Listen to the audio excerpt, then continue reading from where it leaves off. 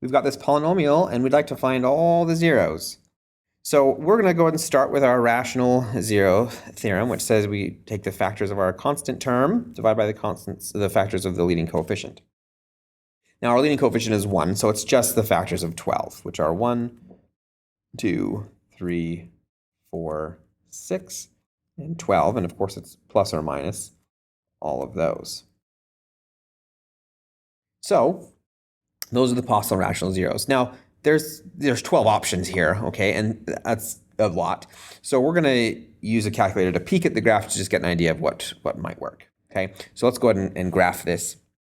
We've got x to the 4th minus 2x cubed plus x squared minus 8x minus 12.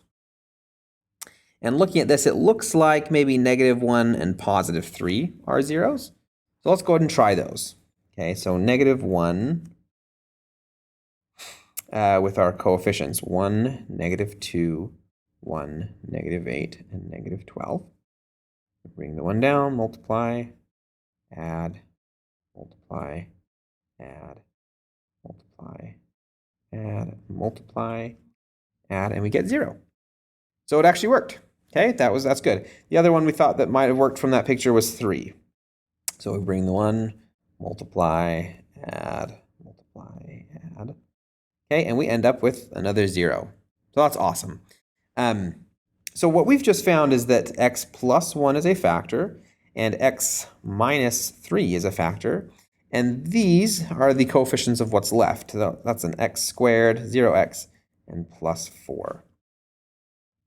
And we want to find all the zeros. So we found -1 and 3. We can find the remaining zeros from the x squared plus 4. If we just set that equal to 0, we can solve for x. You subtract 4 from both sides, you get x squared equals -4. Take the square root of both sides. You get plus or minus the square root of -4. And of course, the square root of 4 is 2, and because this is negative, we get 2i. So our zeros are x equals plus or minus 2i, the -1, and the 3 that we found previously. These are our zeros of that polynomial.